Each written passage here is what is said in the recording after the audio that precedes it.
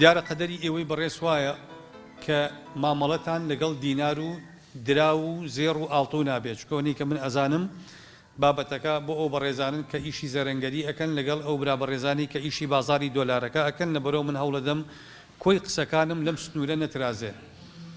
حەزەکەم هەندێک قەواعید عەرزی بەڕێزتان بکەم بۆ ئەوەی بەرچاوڕوونی بێت دواتر ئەو پرسیارانی کە بەڕێزتانە من هەوڵەدەم یەک وەڵامی پرسیارەکان بدەمەوە. خاڵی یەکەم بەڕێزان ئەم کانزایی ئێوە مامەڵی لەگەڵەکەن چ کانزاکان ئاڵتون یا زیو بن چ دراو بن ئەمانە دوو جنسی ڕیبەوین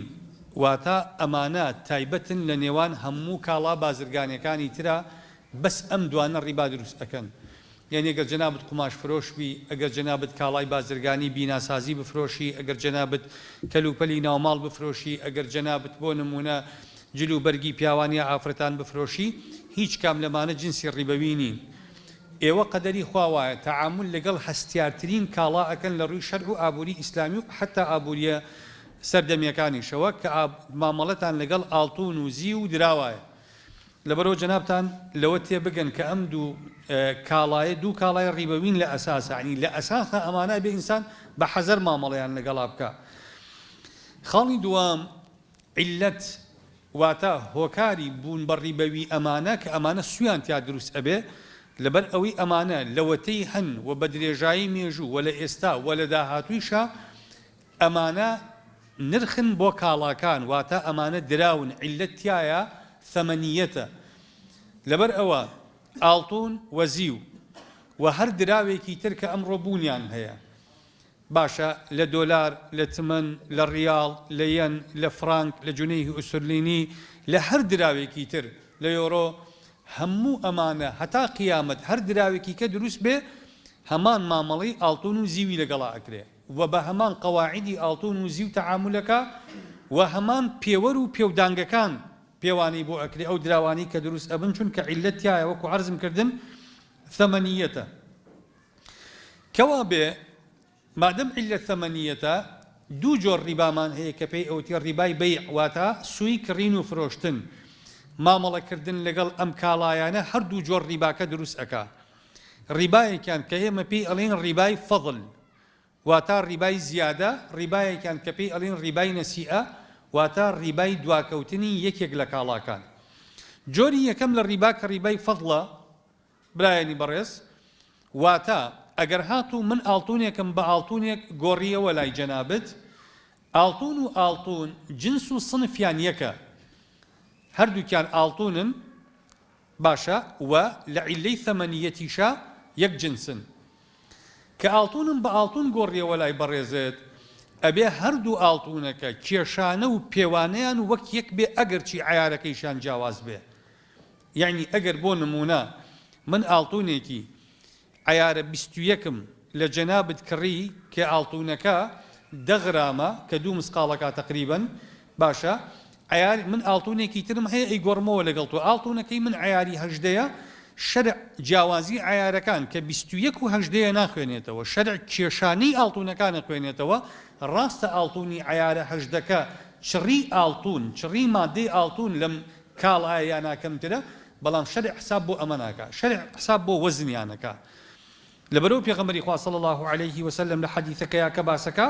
بە واضحی پێغەمبەری خوا صلی الله عليه وسلم ئەفەرمێ مثلا بمثل واتە هەمان کێشانی هەبێ لەگەڵ یەک. ئەگەر دینارمان بە دینار گۆڕیەوە هەمان قاعیدە تەطبیقە بێ چونکە دینار وتمان حکمی ئاڵتونی هەیە.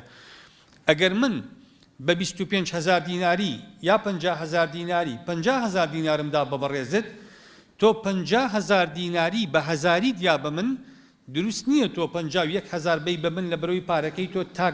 هەزاریەکانە پارەکەی من فیعی 50,000 50,000 بە 50,000 ئەگەر 50,000ەکەی تۆ هەمووی دڕاو بێ 50,000ەکەی من کاش بێ و گەرماوگەرم لە سکە ڕاکێشرا بێ حرامە 1 سنت کەم و زیادکە کەم و زیادکە ڕیبای فەضڵ دروست ئەکا چونکە سنفی ئەم دوانە هەردووکیان دیناری عێراقین وەکو ئاڵتونەکە. ئەمە پێی ئەوتێ ڕیبای فەضڵ. زیو بۆ زیو هەروایە ئەگەر هاتوو جنسیان یەک بوو بەڵام سنفیان جیاواز بوو ئەو کاتە ئەبێ دەست بەدەست بن بەڵام ئەکرێ زیاد و کەمی تیا بکرێ. چۆن؟ ئەگەر من ئاڵتون بە دینار لە تۆ بکڕم، ئێستا هەردووکیان جنسی دراون، بەڵام سنفیان جیاوازە، ئەوەی تۆ ئاڵتونە، ئەوەی من دراوە.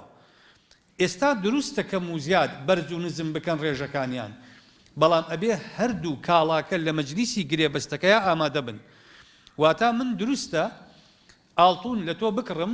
بۆ نمونە بە دۆلار لێت بکڕم، بە دینار لێت بکڕم، بە زیو لێت بکڕم، بە هەر دراوێکی کە لێت بکڕم، زۆر شەرعیە نرخەکانیان چەند بەرز و نزم کا لەگەڵ یەک کێشەی نییە، وەکو هەردوو ئاڵتونەکە نییە کابێ یەک کێشانەیان هەبێ، ئەمەیان بەرز و نزمکردن تایە ناواریدە، بەڵام نابێت تەخیری تەسلیمکردنی تیابێ. واتە کە من ئاڵتونەکە لە بەڕێزت ئەکڕم، ئەبێ پارەی کاملی ئاڵتونەکەم پێ بێ تەسلیمتی بکەم. دروست نییە بڵێم ئاڵتونەکەی تۆ 20 مسقاڵە، ئەمە پارەی 10 مسقاڵی سەعاتێکی تر 10 مسقاڵەکەی تر پارەکەی دێنم، ئەمە ڕێک ئەبێ بە ڕیبا، ئەمە جۆنی دووەم لە ڕیبا دروست ئەکا کە پێی ئەوتێ ڕیبای نەسیئە، کە یەکێک لە کاڵاکان دواکەوت لە ڕادەستکردنە ئەبێ بە سووی چی؟ سووی دواکەوتنی یەکێک لە کاڵاکان. کەواتە کە ئەڵێن دوو جۆر ڕیبا دروست ئەکا، جۆری یەکەم لە ڕیبا ڕیبای زیاد و کەمی کاڵاکانە کە وەک یەک بن، جۆری دووەم لە ڕیبا ڕیبای دواکەوتنی ڕادەستکردنی یەکێک لە کاڵاکانە ئەگەر هاتوو بەردەست نەبن. خۆ ئەگەر ئاڵتون بە ئاڵتون بوو، ئاڵتون بە ئاڵتون بوو، ئەو کاتە یەکێک لە ئاڵتونەکان ئامادە نەبوو، ئەو کاتە ئەمە هەردوو جۆری ڕیباکە دروست ئەکا، هەم ڕیبای فەضڵ هەم ڕیبای نەسیئەش دروست ئەکا کە زیاد و کەم ئەکا. ئەمە قاعدەیە ئاگامان لێ بێ. پێغەمبەری خوا صلی الله عليه وسلم پێمانە ئەفەرمێ الذهب بالذهب والورق بالورق، واتە باسی ئاڵتونەکە لەگەڵ باسی زیو، هەردووکیان لە یەک حەدیثا جەمعەکە، کەواتە ئەم دوو صنفە هەردووکیان هەمان حکم مامەڵەی پێ ئەکرێ و هەموو دراوەکانیش هەمان حکمیان بەسەرا تەطبیقە بێ. دراو بەڕێزان، دراو ئێمە ضرورە لەوە تێبگەین، دراو هیچ کاتێک ئامانج نییە، ئامرازە. لەبەر ئەوە بە درێژایی مێژووی ئابووری کۆمەڵگاکانی مرۆڤایەتی دراو گۆڕانکاری زۆری بەسەر هاتووە، بەڵام هەموو دراوەکان هەر ئەو حکمە شەرعیانەیان بەسەرا تەطبیق بووە کە بەسەر ئاڵتون و زیوا تەطبیق بوون. لەبەرەوە دراوەکان شتێکی عورفین، ئێمە ئێستا دیناری عێراقی بەکاردێنین، بەیانی ئەگەر دۆلاری ئەمریکیمان بەکارهێنا، ئەگەر بەیانی ناوی دیناری عێراقی و کانزاکەی شیبان گۆڕی کە کاغەزە ڤیزە کارت و ماستەر کارتمان بەکارهێنا، ئەگەر دراوی ئەلکترۆنیمان بەکارهێنا، ئەگەر هات و کۆمپیالە و سەنەداتی مالیمان بەکارهێنا، ئەگەر چەکی بانقیمان بەکارهێنا، ئەگەر ئەو چەکانەمان بەکارهێنا کە حکومەت لە قەرەبووی کاڵاکانە ئەمانداتێ، هەموو ئەمانە مامەڵی دراویان لەگەڵا ئەکرێ. یعنی ئێستا جوتیارێکی بەڕێز کە گەنمەکەی ڕادستی حکومەت کردووە، حکومەت چەکێکی داوەتێ کە تۆ 10 تەن گەنمەی تەسلیم کردووە، گەنمەکە و دەرەجەیەکە، جوتیارەکە ئەزانێ حکومەت دەرەجەیەک بەو نرخە وەرەگرێ. ئەم چەکەی بەم جوتیارەیە حکمی گەنمی نییە، ئێستا حکمی پارەی هەیە، چونکە ئەم چەکە لە بازاڕا کە ئەیفرۆشێ گەنم نافرۆشێ، ئەم پیاوە گەنمەکە ڕۆیشتووە، تازە ممکن نییە بکرێتەوە بە گەنم ئەم چەکە. ئێستا تۆ چەکێکت پێیە بە نرخی گەنمەکە، لەبەرەوە ئەو حکمەی کە بەسەر ئاڵتون و زیوا تەطبیقە بێ، بەسەر ئەم چەکە کە هی کاڵای فرۆشتنی گەنمە تەطبیقە بێ، چونکە ئێستا ئەو چەکانە وەکو عەرزم کردن حکمی پارەیان هەیە. ئەمە عولەما ئیتیفاقیان هەیە لەسەری، هیچ خلاف نییە لەسەرەوەی کە تۆ بڵێ دراو کاغەزە یا دراو کانزایەکی ئاسنە،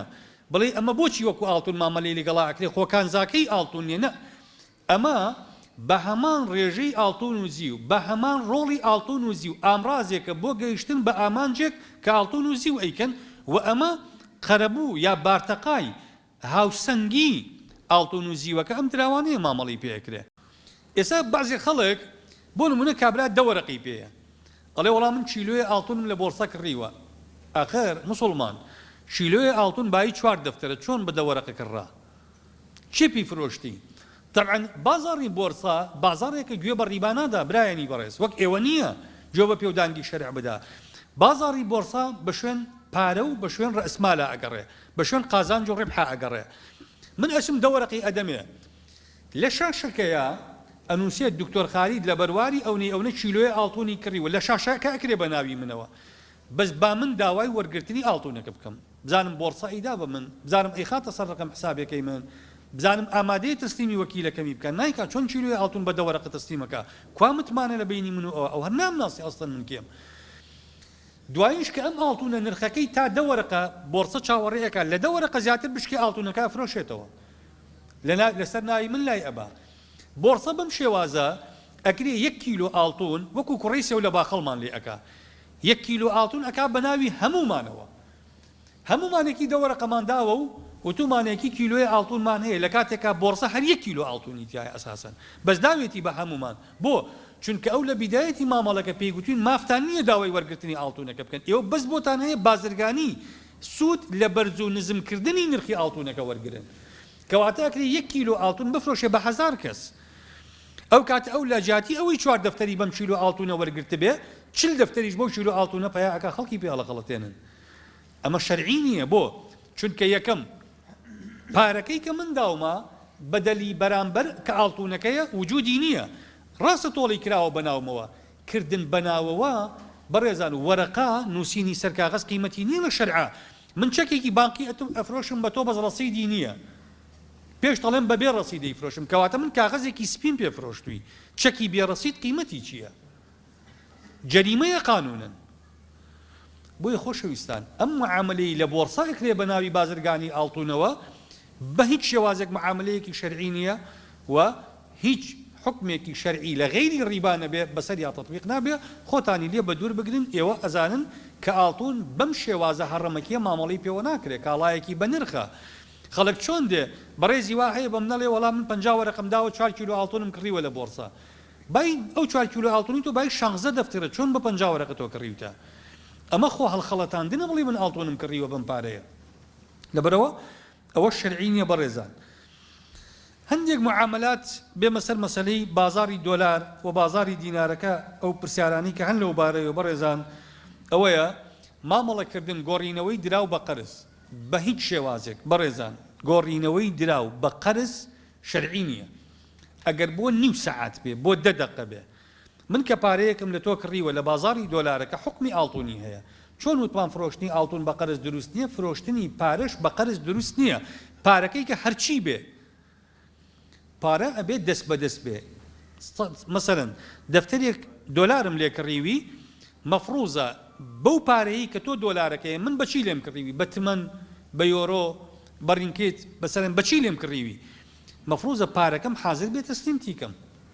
ئەگەر حازر نەبوو ئەو کاتە ڕیبای نەسیئە دروست بوو ناکرێت تەلەفۆنی وە بکەی بڵێ پارەکەم بۆ بشکێنەرەوە کە هاتمە بازار ئەدەمێ پارە و ئاڵتون شکانەوەی نییە ئەگەر پارەکەی کە حازر نەبێ بەڵام ئەگەر من بۆ نمونە بەڕێزت نووسینگەی حەواڵت هەیە من 4 دەفتەرم لای بەڕێزتە تەلەفۆنەکەم ئەڵێم تمەن بە چەناڵی تمەن بەونەیە ئەڵێم 1 دەفتەر دۆلار 4 دەفتەری لای ئەڵێم دەفتەرێکم بۆ بشکێنەرەوە بە تمەن ئێستا دۆلارەکە لای خۆیەتی کە ئیشکێنێتەوە دەست بەدەست معاملەکە دروست ئەبێ بەس من کە پارەم لات نییە ئەڵێم تمەنەکەم بۆ بشکێنەرەوە بە دەفتەرێک دوای پارەکەت بۆ دێنم ئەمە ڕیبای نەسیئە دروست ئەکا شەرعەن حرامە و دروست نییە بە هیچ شێوازێک مەسەلەی حەواڵەمان هەیە بەڕێزان حەواڵە دوو جۆرمان هەیە حەواڵەیەکمان هەیە حەواڵی مجەڕەدە حەواڵەیەکمان هەیە حەواڵەیە و پارە گۆڕینەوەیشی تێ ئەکەوێ حەواڵی مجەڕەد بەڕێزان ئەوەیە کە من تەلەفۆنەکەم بۆ بەڕێزێت ئەڵێم دەفتەرێک دۆلارم بۆ حەواڵە بکە بۆ دووبەی و دوای ئەوە من قەرزی دەفتەرێک دۆلار ئەکەوێتە سەرم دوای کە من پارەکە دێنم بۆ بەڕێزت دەفتەرێک دۆلار دێنم ئەم حەواڵەیە بە قەرز هیچ مشکلەی تیان نییە من و تۆ سیقا هەیە لە بینمانە من دوکانی حەواڵم هەیە بەڕێزت پارە لە ڕێی منەوە حەواڵەکەی ئەڵی کاک دکتۆر 4 دەفتەر 5 دەفتەر 10 دەفتەرم بۆ حەواڵەکە عەسر پارەکەت بۆ دێنم ئێستا من و تۆ پارەمان نەگۆڕیوەتەوە من دۆلارم بۆ داوی بە دووبەی دۆلارش لە تۆ وەرەگرمەوە پارە گۆڕینەوەی تیان نییە من چی لە تۆ وەرەگرم عمولەی حەواڵەکە لە تۆ وەرەگرم یەک خاڵ هەیە لێرە ئاگاتان لێی بێ گرنگە نابێ عمولەی حەواڵەی بەڕێستان حازر و قەرز زیاد و کەم بکە یعنی من کە تەلەفۆن بۆ تۆ ئەکەم بە حازر حەواڵم بۆ ئەەکەی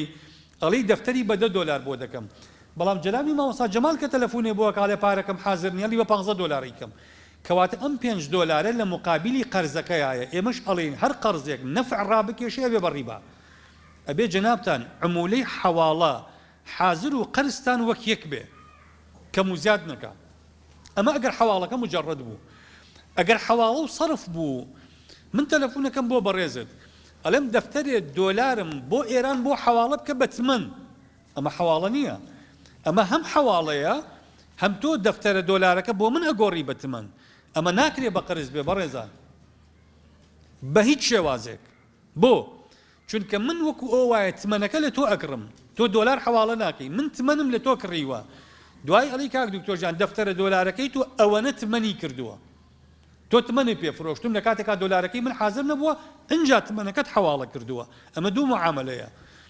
لەم حاڵەتەیە نابێ قەرزی تێ بکەوێ ئەگەر ئەو بەڕێزی ئێوێ بم شێوازە حەواڵە بکا لای جەنابەت یەک حەل هەیە ئێوە بیکەن حەلەکە ئەوەیە بۆ نمونە من تەلەفۆن بۆ بەڕێستەکەم ئەڵێم دەفتەرێ دۆلارم بە تمەن بۆ حەواڵە بکە بۆ ئێران ئەو کات من و تۆ کە سیقا هەیە لە بینمانە تۆ ئەچی لە بازار بە دەفتەرێک دۆلاری خۆت تمەنەکە بۆ من ئەکڕی دوای تەلەفۆنێکە لی کاک دکتۆرجان دەفتەرێک دۆلار بۆم کردووی بە تمەنەکە ئەو نەی کردووە ئێستا من تمەنی تۆ قەرزار نیم من دەفتەرێک دۆلار قەرزارم کە بۆ داوم بە تمەنەکە و حەواڵە کردووە دوای عمولەی حەواڵەکە و چەنێکە من ئەدەمێ شەرعی نییە ئەگەر تۆ خۆ تمەنی هەبێ پێم بفرۆشی لەم حاڵەتەیە